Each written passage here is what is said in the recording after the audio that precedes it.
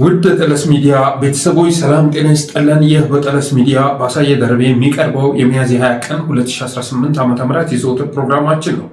በዛሬው ፕሮግራማችን ልዩ መረጃዎችን፣ ወቅታዊ ጉዳዮችን፣ ዕለታዊ ፖለቲካዊ አጀንዳዎችን ወደ እናንተ የምናደርስ ይሆናል። ስለዚህ ጠለስ ሚዲያን ሰብስክራይብ በማድረግ ሜምበር በመሆን ስቲከሮችን በማበርከት እስከ ፕሮግራማችን ፍጻሜ ድረስ አብራችሁ ትቆዩ ዘንድ በአክብሮት እንጋብዛለን። ወደ መጀመሪያ ርዕስም ከመሸጋገራችን በፊት እንደ መግቢያ የሆነን ዘንድ አብይ አህመድ መልካም አስተሳሰብ ያላቸውን የተሻለ አስተሳሰብ ማራመድ የጀመሩ ኃይሎችን እንዴት አድርጎ እንደሚያጠፋቸው የሚያሳይ የ5 ደቂቃ ፕሮግራም አዘጋጅተናል። ስለዚህ በቅድሚያ እሱንም ጋብዛለን።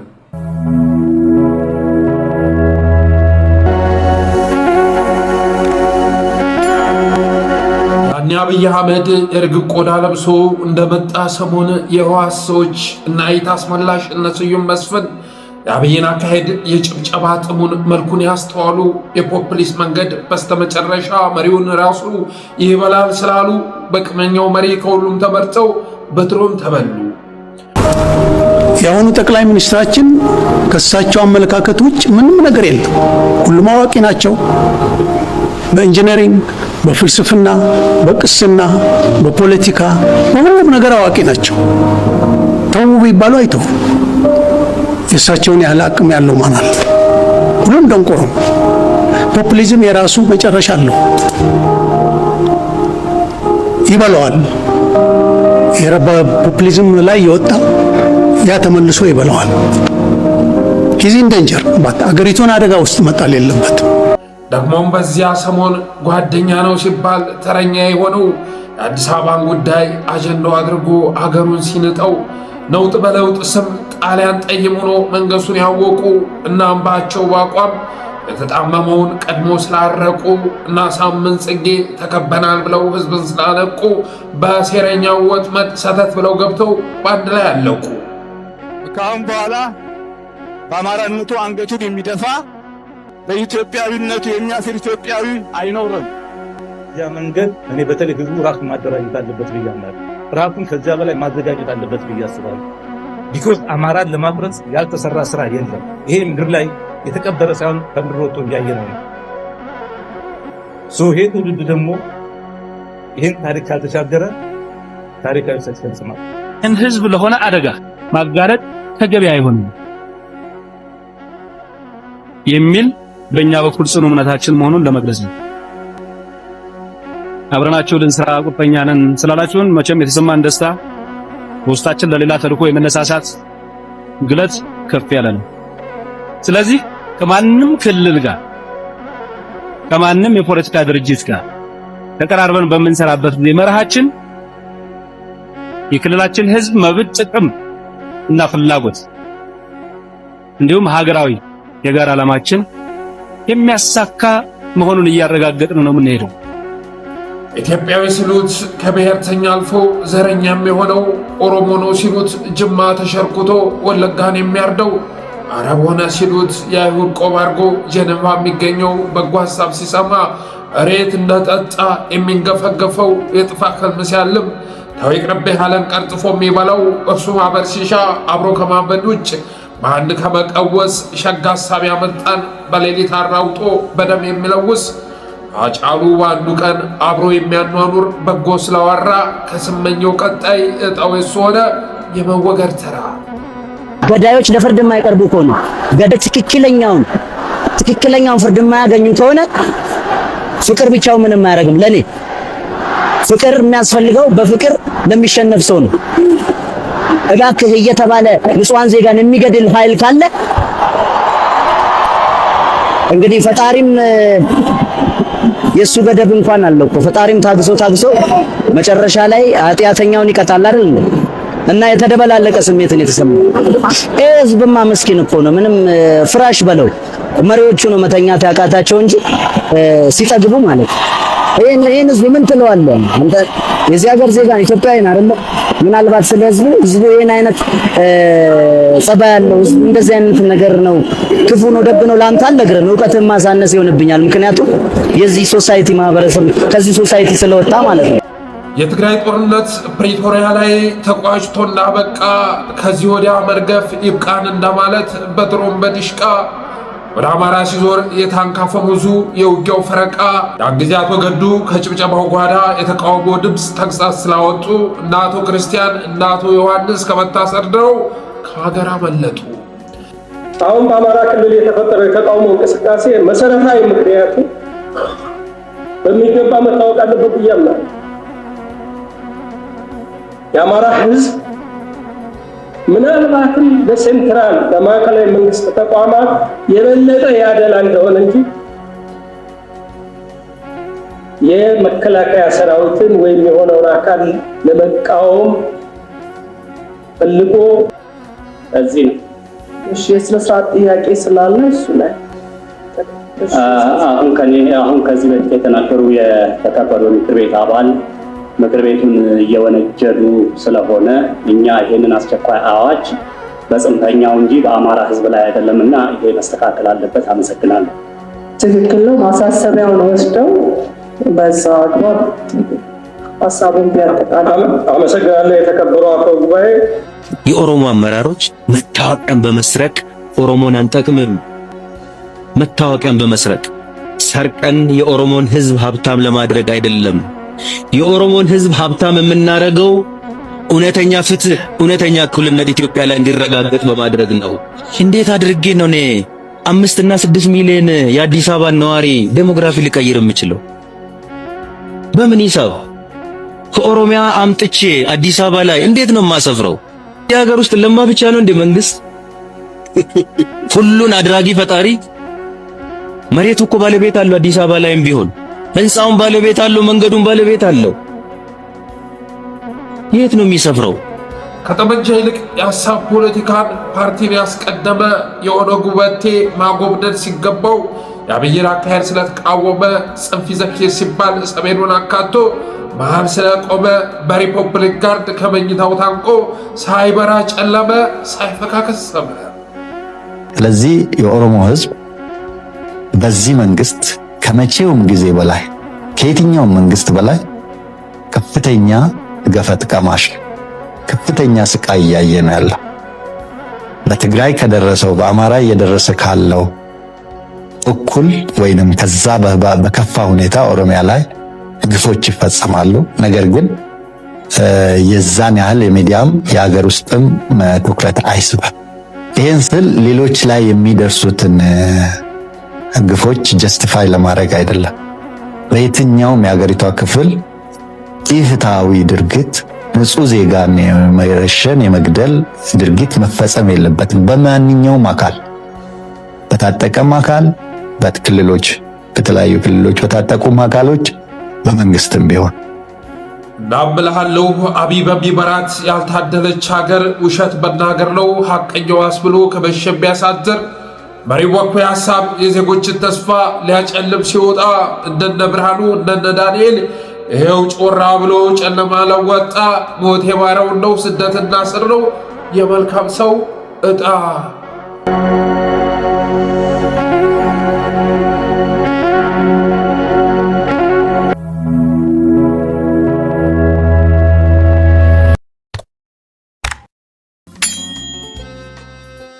ሐሳባችንን የወደዳችሁት ይመስለናል። አብይ አህመድ አብዛኛውን ጊዜ ታዋቂ የሚባሉ ሰዎች አመራሮችም ጭምር ጽንፍ ይዘው እንዲጓዙ ይፈልጋል። ወደ መሃል መምጣት በጀመሩ ቅጽበት፣ እውነትም መናገር በጀመሩ ቅጽበት እንደ በቴ ኡርጌሳ እንደ ሃጫሉ ሁንዴሳ መልካም ሐሳብ ማራመድ በጀመሩ ቅጽበት እንደሚያጠፋቸው የሚያሳይ ስንኝ ነው ያቀረብ ነው። አብዛኞቹ ግን የሰጡት አስተያየት ለሀገርም ለሱ የሚጠቅም ነበረ። ትናንት አቶ ገዱ የተናገረው አስተያየት ከአማራ በላይ የሚጠቅመው እነሱን ነበር፣ ብልጽግናን ነበር የሚጠቅመው። ግን መጥፎ ሐሳብ እንዳነሳ ሰው አካሄድ እያሉ ሲያቋርጡት እንደነበረ የምትዘነጉት አይደለም። እሱ እድለኛ ነው፣ ቢያንስ ሳይገሉት መውጣት ችሏል። ብዙዎቹ ግን መልካም ሐሳብ ባራመዱ ቅጽበት በእኩይ ወሬ መበላታቸውን የሚገልጽ ፕሮግራም ነው ያዘጋጀ ነው። ይህንንም ፕሮግራም እንደወደዳችሁት ተስፋ እናደርጋለን። ይህም ብለን ወደ ቀጣዩ ርዕስ ስንሻገር ህወሓት በዚህ ሳምንት አዲስ ፕሬዝዳንት እንደሚሾም አሳውቋል። ፕሬዝዳንቱም ዶክተር ደብረጽዮን ይሆናል ተብሏል። የአብይን ፕሬዝዳንትና ከነ ጊዜያዊ አስተዳደሩ አስወግዶ በዚህ ሳምንት ምክር ቤቱን ወደ ስራ እንደሚያስገባና ዶክተር ደብረጽዮንን እንደሚሾም እየተነገረ ይገኛል። በነገራችን ላይ ታደሰ ወረደ ማለት ትግረኛ ተናጋሪው ተመስገን ጥሩነህ ማለት ነው። በመካከላቸው ምንም አይነት ልዩነት የለም ከቋንቋ ውጭ። አሁን ላይ ታደሰ ወረደ እየሄደ የሚገኘው እንደነ ተመስገን ጥሩነህ ነው ማለት ይቻላል። ተመስገን ጥሩነህ አማራ ክልልን እንዴት እንዳስወረረው የምትዘነጉት አይደለም። በተመሳሳይ መልኩ ታደሰ ወረደም እኔ ኃላፊነቱን ወስዳለሁ ብሎ ክልሉን ለማስወረር እየተንቀሳቀሰ ይገኛል። በቀጣይ እንግዲህ ምክር ቤቱ ይሰበሰባል ከመባሉ ጋር ተያይዞ በትግራይ ማለት ነው የድሮን ጥቃት ሊፈጸም ስለሚችል ጥንቃቄ ማድረግ ያስፈልጋል። አብይ ያደርገውን ብላችሁ እንዳትሸወዱ። ሰብሰብ ብላችሁ እንዳገኛችሁ የስልጣን ጉዳይ ነውና የህልውና ጉዳይ ነውና ያ ምክር ቤት መምጣቱ ወደፊት የሚያመጣውን አደጋ አብይ የሚረዳ ሰው በመሆኑ የተነሳ አያደርገውም ብሎ መጠራጠር አያስፈልግም። ስለዚህ የድሮን ጥቃት ሊፈጽም ስለሚችል ጥንቃቄ ማድረግ ያስፈልጋል። በተረፈ ግን የፈለገ ነገር ትግራዮች ቢያደርጉ እነሱ ወደ አዲስ አበባ ካልመጡ በስተቀር አብይ አህመድ ወደ መቀሌ ይሄዳል ተብሎ አይታሰብም። የፈለገ ነገር ቢሆን አብይ አህመድ ትግራይ ላይ ጦርነት የሚለኩስበት አቅም የለውም። ያ ሁሉ የባህር በር ድንፋታም የኦሮሞን ሚሊሻ ወደ አዲስ አበባ ማዝመት በሚያስችል ህግ ተጠናቋል። ያ ሁሉ ድንፋታ ባህር በር ነው። ጧት ስትነሱ ማታ ስትተኙ አሰብ ነው የሚሏችሁ። ጧት ስትነቁ ባህር በር አሰብ እንደዛ ነበረ። ጆሮ ሲያደነቁሩ ከቀረቡ በኋላ አሁን ረስተውታል። ከዛስ ህግ አጸደቁ ስትሉ የኦሮሞ ሚሊሻ አዲስ አበባ ላይ ለማስገባት የሚያስችል ህግ የኢትዮጵያ ሰራዊት ብለው የሚጠሩትን ወደ አሰብ ያስገባል ብለህ ስታስብ ዘረኛው ጠባቡ ሰውዬ ግን አዲስ አበባን ለመውረር የሚያስችለውን ህግ ነው ሲያወጣ ያየ ነው። ድንፋታው ግን ለከታቶ ነበር። የሆነ ሰዓት በተለይ ጠቅላይ ሚኒስትሩ ራሱ ስንት ጭብጨባ እንደሸመተበት የምታስታውሱት ይመስለኛል። እኛ ቅጥረኞች አይደለንም። ለሆነ ግሩፕ ተቀጥረን በስሙኒ ተገዝተን የሆነ ግሩፕ አጀንዳ የምናራግብ ቅጥረኞች ሳንሆን አርበኞች ነን። ኢትዮጵያ መገንባት እንፈልጋለን።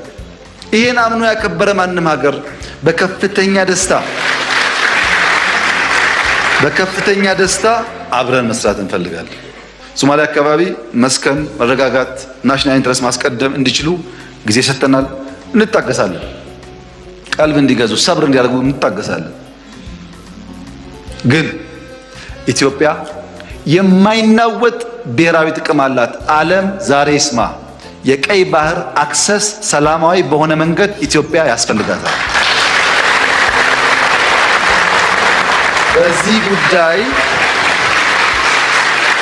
በዚህ ጉዳይ አመሰግናለሁ።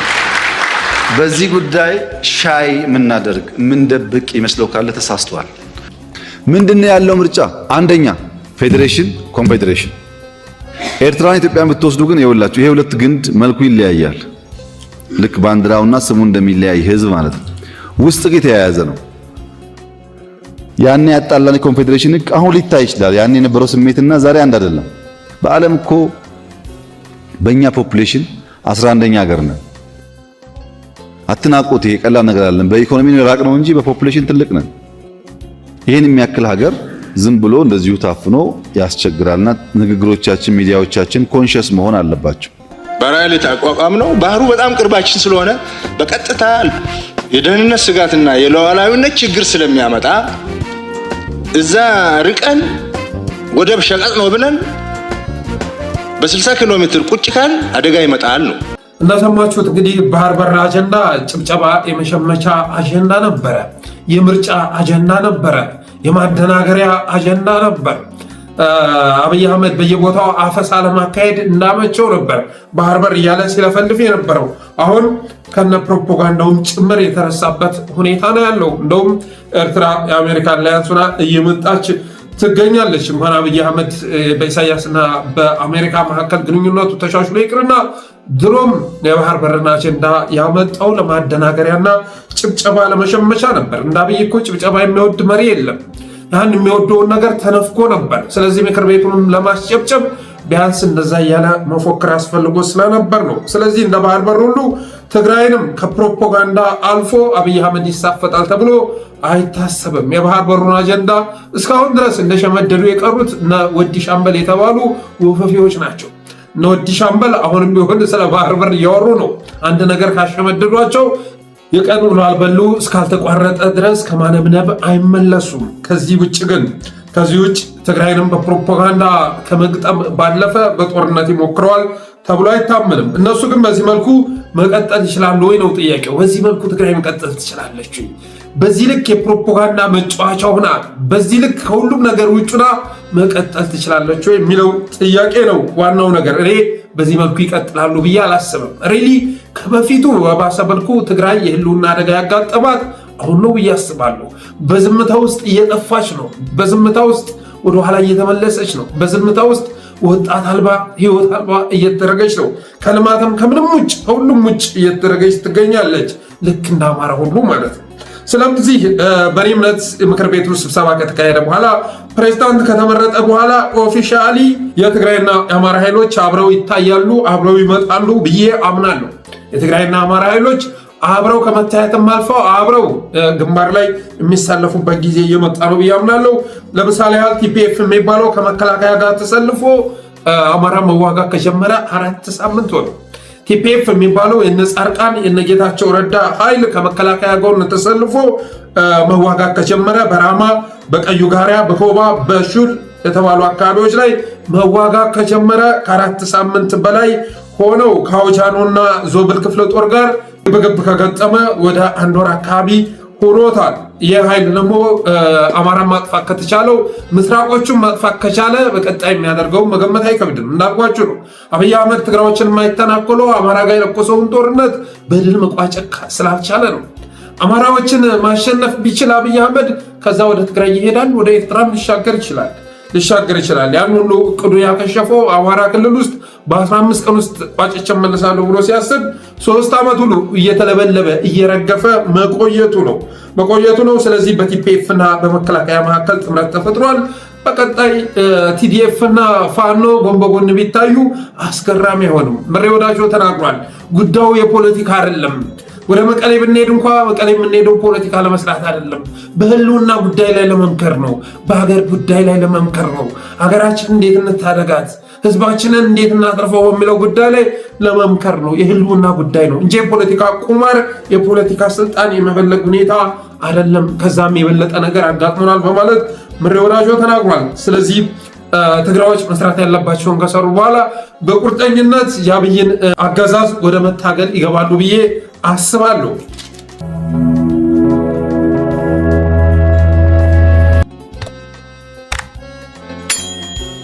ሌላው ፊታውራሪ ዳኛቸው አሰፋን ይመለከታል። ፊታውራሪ ዳኛቸው አሰፋ የማዕረግ የተሰጠው ወልቃይት ላይ ነው። ወልቃይት ሄዶ ፊታውራሪ የሚል ማዕረግ ተቀብሎ መጥቷል። ባንዳ ካባ መደረብ ያውቁበታል፣ ማዕረግ መስጠት ያውቁበታል። ጸረ አማራ የሆኑ ኃይሎችን ካባ የተሸለሙበት ቦታ የት ነው ብላችሁ ብትጠይቁ እነሱ ጋር ነው የምታገኙት። ጎንደር ዩኒቨርሲቲ የሚሸልማቸውን ኃይሎች ብትመለከቱ ጸረ አማራዎች መሆናቸውን ትረዳላችሁ። የጎንደር ዩኒቨርሲቲ ፕሬዝዳንቱ የሚሸልማቸውን ኃይሎች አንድ ባንድ ጋዜጠኛ፣ ፖለቲከኛ ብትመለከቱ ጸረ አማራ መሆናቸውን ትገነዘባላችሁ። በተመሳሳይ መልኩ ዳኛቸው አሰፋም ፊታውራሪ የተባለው ወልቃይት መሆኑ የሚዘነጋ አይደለም። አንድ አፍታ ላይ ተጋብዘው ነበር ይላል የደረሰ መረጃ። ፊታውራሪ ዳኛቸው አንድ አፍታ ላይ ተጋብዞ ይቅርብኝ ማለቱን ሰማው። ይቅርብኝ ማለቱን ሰማው። የወልቃይት ጉዳይ ያነሳ ውሾ ይሁን ብሏል ዳኛቸው አሰፋ የሚል መረጃ ደረሰን። ከሁማን ራይትስ ዎች ጋር የሚሳፈድ የለም ጌታዬ። ዓለም አቀፍ ሪፖርት ጋር ስለተካተተ ከዚህ በኋላ በፕሮፓጋንዳ የሚመከት አይደለም። ከእንግዲህ ስለ አዲስ አበባ ካልሆነ በቀር ስለ ወልቃይት ሌላ ተንታኝ ፈልጉ ማለታቸውን ሰማው። ዳኛቸው አሰፋ አንድ አፍታ ግብዣ ቀርቦለት እስቲ በሁማን ራይትስ ዎች ሪፖርት ላይ እናገር ተብሎ ሌላ ተንታኝ ፈልጉ። እነሱ ጋር የሚሳፈጥ የለም። ወደ ኢንተርናሽናል ክሪሚናል ኮርት የሚያቀርብ ኬዝ እየመጣ ስለሆነ የእስካሁኑም ከቻላችሁ ድሊት አድርጉልኝ ማለቱን ሰማው።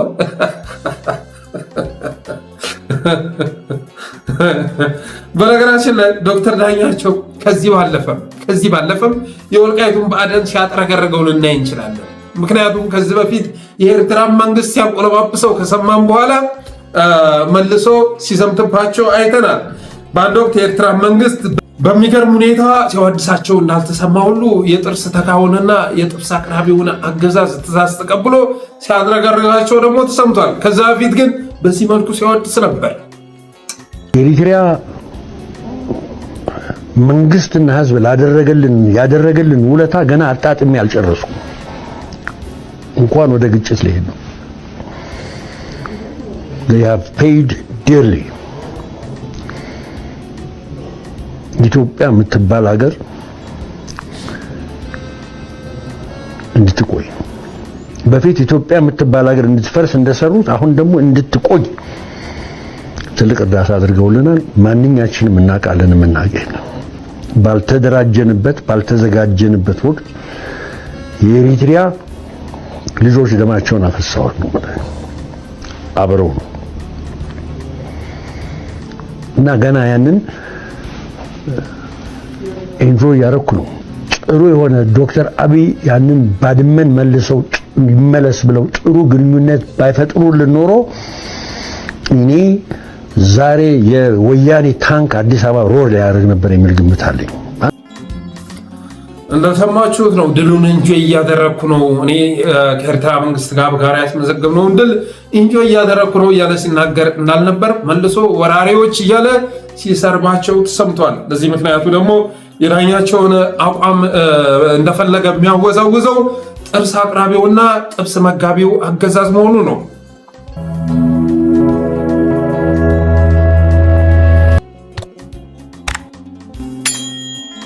ሌላኛው ርዕሳችን የአፋብን መግለጫን ይመለከታል። አፋብን በመላው ዓለም ከተጠራው ሰልፍ ጋር ተያይዞ መግለጫ ወጥቷል።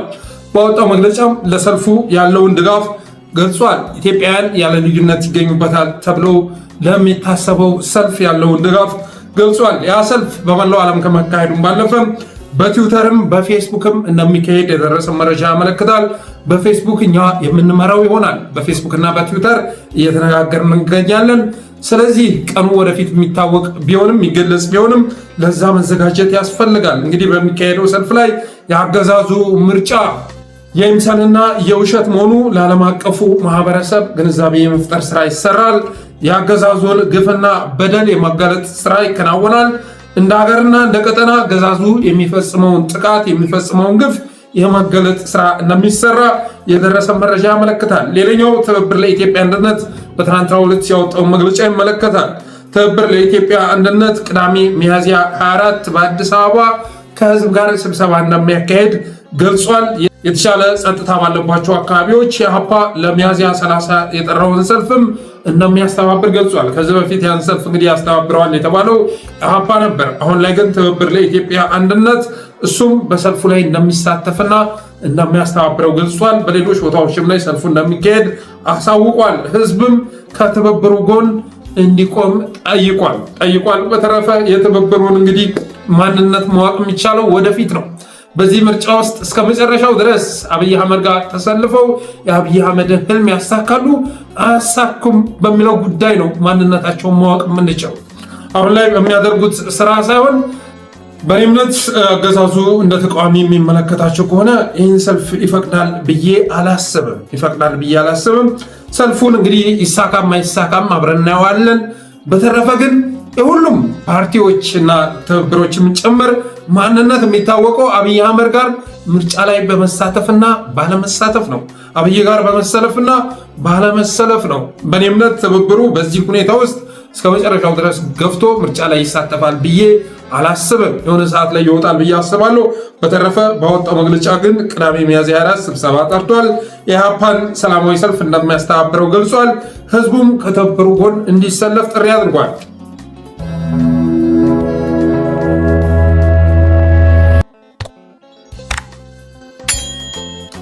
ሌላው እነ አዳነች ያቃጠሉትን አካባቢ ሊቀራመቱት ማሰባቸውን የሚገልጽ ቪዲዮ ደርሶናል። በነገራችን ላይ ከዚህ በፊት በጠለስ በሰራነው ፕሮግራም እነ አዳነች አቤቤ የመሃል አዲስ አበባን ህዝብ ነባሩን ህዝብ የሚያፈናቅሉት በሁለት አይነት መንገድ መሆኑን ገልጸን ነበር። አንዱ በኮሪደር ልማት ነው፣ ሁለተኛው በእሳት ነው። ኮሪደር ልማቱ የማያልፍበት ከሆነ በእሳት ይጠራርጉሃል። የሆነች ቦታ ላይ ለአንዱ ገንዘብ ይከፈልና እዚህ ቦታ ላይ ኮንዶሚኒየም ይሰጣል ተብሎ ይነገረዋል። ከዛ እሳት ለኩሰህ ይህን ቤንዚን ቤት ውስጥ እንዳናርገህ አርከፍክፈህ አቃጥለው ውጣ ይባላል። በቃ ይሄ ነው የሚደረገው። ከዛ ሙሉ ሰፈሩ እንዲነድ ይደረጋል ማለት ነው። የሚፈለገው አካባቢ ከነደደ በኋላ ከተቃጠለም በኋላ የእሳት አደጋ መኪኖች ሳይረናቸውን እያስጮሁ ይመጣሉ። ጅብ ከሄደ ውሻ ጮኸ እንደሚባለው ማለት ነው። ከዛ በኋላ እነ አዳነች አቤቤ ይመጡና እዚህ ጋር ቅንጡ የሆነ አፓርትመንት ለመገንባት አቅደናል በማለት ሲናገሩ ትሰማላችሁ። እስኪ አዳነች የተናገረችውን ሰምተን እንመለስ። ተዘዋውረን ለማየት እንኳን አልቻልንም። ያው የተለመደው ድንገተኛ እሳት ተነሳ። መተን በእለቱ በሰዓቱ ስናይ ሰው ሲቃጠል አየን። ይህንን ካልቀየርን በስተቀር ሌሎች ልማቶቹን ለማውራት እስከሚከብደን ድረስ አደጋዎችን አየን። እዚህ ስፍራ ላይ አካባቢው እጅግ የተጨናነቀና ምቹ ያልሆነ በመሆኑ እሳት አደጋ ሲከሰት ለመከላከል እንኳን አዳጋች ሆኖ መቆየቱን ያስታወሱት ከንቲባ አዳነች አቤቤ አዲስ የሚገነባው መሰረተ ልማት አካባቢውን በመሰረታዊነት የሚለውጥ መሆኑን እንደሰማችሁት ነው። አዳነች አቤቤ ኩልታፋ አፏ አልታዘዛት ብሎ የበለጠ ሲተሳሰር ተሰማታላችሁ እና እሳት በሚቃጠልበት ሰዓት ነበር መተን አካባቢውን ያየነው። የአካባቢ መለወጥ አለበት መቀየር አለበት ብለን ያሰብነው ያኔ ነው በማለት ትናገራለች። ግን እሳቱም አልለኮሰው ነው። በተለያዩ ቦታዎች በጎሮ የተነሳውን እሳት ማስታወስ ይቻላል። ቦሌ፣ በተለይ ደግሞ አሮጌ ሰፈሮች ተብለው የሚታሰቡ አካባቢዎች ላይ፣ ደሳሳ ቤቶች ባሉባቸው አካባቢዎች ላይ፣ ኮሪደር ልማቱ የማያልፍባቸው ቦታዎች ላይ እሳትን ህብረተሰብን ለመጥረጊያ መንገድ እየተጠቀሙበት መሆኑ ይታወቃል። በተረፈ መርካቶም በአዲስ የመስራትና አዲስ ስም የመስጠት ስራ እንደሚሰራ ተነግሯል። ይህን ጠቅላይ ሚኒስትሩም ተናግሯል። አዳነችም ደግመዋለች። መርካቶን ቀጣይ እንደሚያፈራርሱት እየነገሩ ይገኛሉ። በነገራችን ላይ ስልጤም ቢሆን ጉራጌም ቢሆን የትኛውም ቢሆን አዲስ አበባ ላይ እንደ ህዝብ ሁላችንም ዋጋ እየከፈልን ነው። አዲስ አበባ ላይ እንደ ህዝብ ሁላችንም ዋጋ እየከፈልን ነው። ኤሊቱ ፖለቲካል ኤሊቱ ተለጥፎ ያበጣብጣል እንጂ የስልጤ ማህበረሰብም ከመርካቶ እና ከሌሎች የአዲስ አበባ አካባቢዎች ላይ እየተጠራረገ ይገኛል። ስለዚህ በቀጣይ መርካቶ ላይ ተራ ተብሎ የሚጠራ ስያሜ አይኖርም ተብሏል። ሶማሌ ተራ፣ ምስር ተራ፣ ጎማ ተራ፣ ጨርቅ ተራ፣ አውቶቡስ ተራ፣ ሸማ ተራ፣ ወታደር ተራ፣ መጫኛ ተራ፣ ቆዳ ተራ፣ ሚስማር ተራ፣ ድዋይ ተራ እየተባለ የሚጠራ አይኖርም። አዳነች አቤቤ ሰፈር፣ አብይ አህመድ ሰፈር፣ ብልጽግና ሰፈር ምናምን እየተባለ አዳዲስ ስያሜ የሚሰጣቸው ይሆናል። እነ ሰባተኛ፣ ጎጃም በረንዳ፣ ኮልፌ በር፣ ምዕራብ ሆቴል፣ አሜሪካ ግቢ የመሳሰሉት ሰፈሮች ከዛ በኋላ በዚህ ስም እንደማይጠሩና መርካቶም እና አዲስ ፈርሶ እንደሚሰራ እየተናገሩ ይገኛሉ።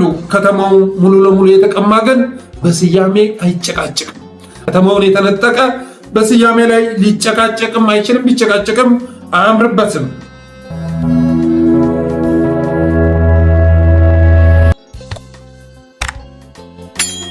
ሌላኛው ርዕሳችን በሬድዋንና ሙፈሪያት የሚመራው የስልጤ ፖለቲካል ኤሊት የሚሰራውን ፖለቲካ ይመለከታል። በአማራ ህዝብ ላይ የሚያካሄደውን የሚያራምደውን አቋም ይመለከታል። በሬድዋንና ሙፈሪያት የሚመራው የስልጤ ፖለቲካል ኤሊት በአማራ ላይ ጸረ ህዝብ የሆኑ ንግግሮች መናገሩን አጠናክሮ ቀጥሏል። ስለ ህዝብ አይደለም እያወራሁ ያለሁት ስለ ፖለቲካል ኤሊቱ ነው። በተለይም ደግሞ በነ ሬድዋንና በነ ሙፈሪያት ስለሚመራው አገዛዝ በተቀያየረ ቁጥር አማራን ማሸማቀቁንና መሳደቡን ለኔ ተውት እያለ ኮንትራት ስለሚፈራረመው ኤሊት ነው እያወራሁ ያለሁት። አገዛዝ በተቀያየረ ቁጥር ወያኔ ሲመጣ ወያኔ የሆነ ኦህዴድ ሲመጣ ሸኔ የሆነ አማራን ማሸማቀቁን፣ አማራን መሳደቡን፣ አማራን መዝለፉን ለኔ ተውት። ስለዚህ በዚህ ጉዳይ ልንፈራረም እንችላለን። እናንተ ይህንን ጥቅሜን ታስከብሩልኛላችሁ፣ እኔ ዘመቻውን አቀጣጥላለሁ እያለ ስለሚፈራረመው ኤሊት ነው እያወራን ያለ ነው። ተዋህዶ፣ ኦርቶ አማራ፣ የአፄ ርዝራዥ፣ አህዳዊ፣ ጨፍላቂ እያሉ ማጥራግረጉንና መሳደቡን እኔ ሰራዋለሁ እናንተ ጥቅሜን አክብሩልኝ በማለት ስለሚፈራረመው ኤሊት ነው። ይህ ኤሊት አሁንም በግልጽ ወደ አደባባይ እየወጣ ጸረ አማራ ቅስቀሳ ማድረጉን አጠናክሮ ቀጥሏል። የሬድዋን ሁሴን ንግግር ቀላል ትርጉም የሚሰጠው አይደለም። እርስ በርሱ የሚጣረስ እርስ በርሱ የሚምታታ ቢሆንም ኢትዮጵያን በዛፍ ከመሰላት በኋላ የተለያየ ቅርንጫፍ የያዘች ሊያደርጋት ይሞክራል። ዛፍ ከተባለ አንድ ዛፍ ናት ካልክ ቅርንጫፉ የተለያየ ሊሆን አይችልም። ብርቱካን ዛፍ ላይ ሙዝ ሊበቅል አይችልም፣ ሾላ ሊበቅል አይችልም። ብርቱካን ዛፍ ላይ የምታገኘው ብርቱካን ነው አይደለም። ፓፓያ ላይ የምታገኘው ዛፉ ላይ የምታገኘው ፓፓያ ነው። ብርቱካን ተንጠልጥሎ ልታገኝ አትችልም። በሱ ግን ንግግር ማወቁ ነው። ሬድዋን ሁሴን ይህን ሲናገር ንግግር ማወቁ ነው። ደግሞ በተለያዩ መድረኮች ነው የሚያነሳው ማለት ነው። ኢትዮጵያ አንድ አይነት አይደለችም፣ ድጋሜም ልትመለስ አትችልም ያችኛዋ ኢትዮጵያ ይለናል። እኛ አባቶች ኢትዮጵያን አንድ ለማድረግ ሊያስቡ ይቅርና አንድ አይነት ለማድረግ ሊያስቡ ይቅርና ኢትዮጵያን አንድ ማድረግና አንድ አይነት ማድረግ በነገራችን ላይ የተለያየ ነው። እና እንደዚህ አይነት ሐሳብ ሊያስቡ ይቅርና አማራውን ከጠቅላይ ግዛት አስተሳሰብ አውጥተውት እንኳን አትሄዱም እኮ አባቶቻችን እንኳን ኢትዮጵያን አንድ አይነት ሊያደርጉ ይቅርና አማራውንም አማራ የሚኖርበትም አካባቢም አንድ አይነት ለማድረግ ጥረት አላደረጉም። ይሄ እውነት ነው፣ ቢመርህም እውነት ነው። የተለያየ ጠቅላይ ግዛት ነው የምታገኘው፣ የተለያየ ሃይማኖት ነው የምታገኘው። በአማራ ክልል ውስጥ ያሉ ህዳጣኖች ተከብረው ነው የምታገኛቸው። እውነቱ ቢሆንም ግን እነ ሬድዋን ከዚህ ውጭ የሚናገሩት ነገር የላቸውም። ያላቸው ወረት ምንድነው ከተባለ ኦርቶዶክስና አማራን በከንቱ ፍረጃ ማጣጣል ነው። ሰሞኑን እያደረጉት ያለው ይሄንን ነው። ከስልጤ ጋር አማራው የሚያገናኘው ነገር የለም። ድንበርተኛም ማህበርተኛም አይደለም። የሚያጣላን የግጦሽ መሬት፣ ወንዝ፣ ሪሶርስ የለም። ምንም የሚያጣላን ነገር የለም። የሚያጣላን ምንድነው ከተባለ ይህ ፖለቲካ ወረታችን አማራ ነው ብለው መፈረማቸው ከወያኔም ጊዜም አሁንም ጭምር የፖለቲካ ወረታችን አማራ ነው፣ ይህን ህዝብ ማጥረግረግ ነው ስራችን በማለት አቋም መያዛቸው ነው። 60 ሚሊዮን ህዝብ ነው እየተሳደቡ የሚገኙት። በነገራችን ላይ ነገ ዋጋ ያስከፍላችኋል። እስከ ዛሬ ባሉ ጊዜያት እንደፈለጋችሁ አማራን ብትሳደቡ መልስ የሚሰጣችሁ አልነበረም። ዛሬ ግን መልስ እየተሰጣችሁ ይገኛል። ትናንት አንድ መልስ ስሰጥ እሷን ስክሪንሾት አድርገው እንደ ጉድ ሲቀባበሉ ነበር፣ ፌስቡክ ላይ ማለት ሲቀባበሉ ነበር። ሬድዋን ሲናገር እሱን ሳታወግዙ አሳያ አጸፋ ሲሰጥ እንደገና እሱን ስክሪን ሾት አድርገህ ብታዟዙር ትርጉም የለውም። አስቤ ትክክለኛ ብዬ የማራምደውን አቋም ነው የምለጥፈው። ትናንትም እነ መለስ ዜናዊ ሲናገሩት ነበር አይደል እንዴ? ነዳጅ የሌለው አረብኛና ቅም ተባለ እየተባለ ሲቀለር ነበር። ስለ አረባዊነት ካልሆነ በስተቀር አሁንም ቢሆን እነግርሃለሁ፣ ስለ ኢትዮጵያዊነት ልታስተምረኝ አትችልም። ኢትዮጵያን ሲጠብቁ እስካሁን ድረስ ያስቀጠሉ አርበኞቹ እነማን እንደሆኑ ይታወቃሉ። ዘርዝራ አምጣ፣ አርበኛህን አምጣ እስኪ። አገር ጥበቃ ላይ ተሰማርቶ የነበረ ሌሎችን ሲዋጋ የነበረ በጣሊያን ጊዜ፣ በአድዋ ጊዜ፣ በማይጨው ጊዜ ተሳትፎ የነበረው አርበኛ ካለ አምጣ። አብይ አህመድ አማራን ልታሰድብ ትችላለህ። እነ ሙጅብን ይዘህ እነ ሬድዋንን ይዘህ ግን አገር ልትጠብቅ አገር ልታስከብር አትችልም። አማራው ወደ ጎን ገፍተህ ተሳዳቢን ከጎንህ አሰልፈህ ኢትዮጵያን ልታስቀጥል በፍጹም አትችልም። ግን ይመች ብለናል። ይመች እነ ሙጅብ አሚኑን አዝምታቸውና ያው በየቦታው እየተቀፈቀፈ ያለውን ፋኖ አጥፋው። እነ ሙጅብ አሚኑን አሰልፍና ባህር በሩን አስመልስ። ተረፈ ከዚህ ጋር በተያያዘ ከሬድዋን ንግግር ጋር በተያያዘ ካሳ አንበሳው የሚገርም ሀሳብ አስተላልፏል። ኢትዮጵያ አንድ አይነት የምትሆንበት ጊዜ አብቅቷል አለ። ኢትዮጵያ አንድ አይነት የምትሆንበት ጊዜ አብቅቷል ይላል ሬድዋን ሁሴን።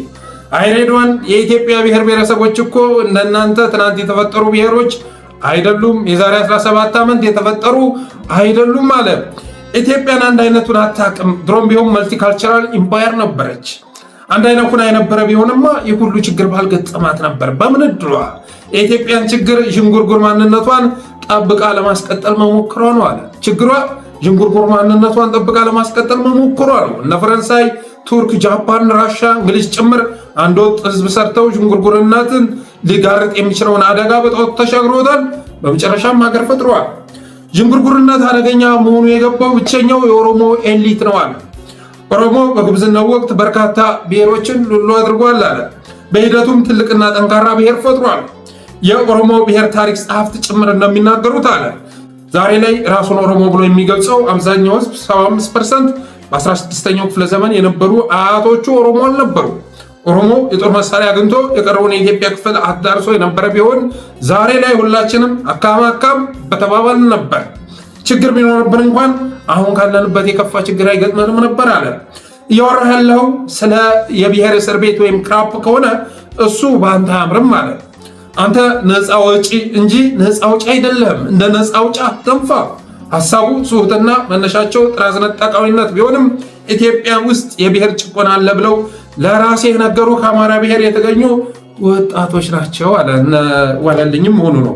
አንድ አይነት ህዝብ አልነበረም እያልኩ እንጂ አንድ አይነት ህዝብ እንፍጠር እያልኩ እንዳልሆነ ይመዝገብልኝ በማለት ካሳ አንበሳው ሐሳቡን አስተላልፏል። ቆንጆ ሐሳብ ነው፣ ገላጭ ሐሳብ ነው። ስለዚህ የሚያዋጣው መከባበር ነው የሚያዋጣው። አንተ ዝም በል እኔ ልናገር የሚለው አካሄድ አይጠቅምም። ያንን የሚቀበል ሊኖር አይችልም። በተረፈ አንድ አይነት አስተሳሰብን ለማግኘት ከፈለግ ወደ ቤቴል ብቅ ብለህ ቸክ ብታደርግ ጥሩ ነው። ቤቴል ስሙ ተቀይሮ አልቤቴል ተብሏል አሉ። አልቤቴል ተብሏል ጌታዬ። እና ቤት ልከራይ ወይም ልግዛ በለና ሂድና ሞክር እስኪ። የወራቤ መታወቂያ ካልያዝክ አይሳካልም። ሂድና ሞክር። አንድ አይነት አስተሳሰብ ያለው የት እንደሆነ ትረዳለህ። የሬድዋን ቤተሰቦች የሚኖሩበት አካባቢ፣ የሙፈሪያት ቤተሰቦች የሚኖሩበት አካባቢ ቤቴል አልቤቴል ሂድና ቤት ግዛ እስኪ። ቤት ግዛ። ወደውኑ በማግስቱ በወደ ገዛውን ቤት ሽጠት ትወጣለህ ጌታዬ፣ ሽጠት ትወጣለህ። እና አማራ ግን ከሁሉም ጋር ተመሳስሎና ተቀላቅሎ በመኖር የሚታወቅ ማህበረሰብ ነው። በክልሉ ጭምር ህዳጣንና አቅፎ የያዘ ማህበረሰብ ነው። እንደዚህ ተነጥሎ ለብቻው የራሱን ኢምፓየር ግዛት ሲመሰረት በመመስረት የሚታወቅ ህዝብ አለመሆኑ ይታወቃል። አንድ አይነት አስተሳሰብ ያለው የት እንደሆነ ይታወቃል። ይሄ መብት ቢሆንም የሌለ ነገር እያቀነቀኑ ስለሆነ ነው አጸፋ መስጠት ያስፈለገው። የቤተልሔም ምሳሌ ማምጣት ያስፈለገው ስለዛ ነው። አንድ ማህበረሰብ ሰብሰብ ብሎ የሆነ ቦታ ላይ ሊኖር ይችላል፣ ችግር የለብኝም በዛ ረገድ ማለት ነው። ግን ትናንት ያልነበረን ነገር የእናንተ ኢትዮጵያ አንድ አይነቷ አልፋለች እያሉ መቀባጠር ልክ አይደለም። ትናንትናም አንድ አይነት ህዝብ ለመፍጠር የሞከረ የለም። ዛሬም ቢሆን የአማራ አስተሳሰብ እንደዛ ለመሆኑ ይታወቃል። በተረፈ አብራችሁ ስለቆያችሁ አመሰግናለሁ። የጠለስ ሚዲያ ሜምበር ሰብስክራይበር በመሆን ስቲከሮችን በማበርከት ብሎም ዝግጅታችንንም ላይክ፣ ሼር እያደረጋችሁ ለሌሎች በማጋራት ጠለስ ሚዲያን አበረታቱ ብለን የዛሬ ዝግጅታችንን እንቋጫለን። ክበሩልን።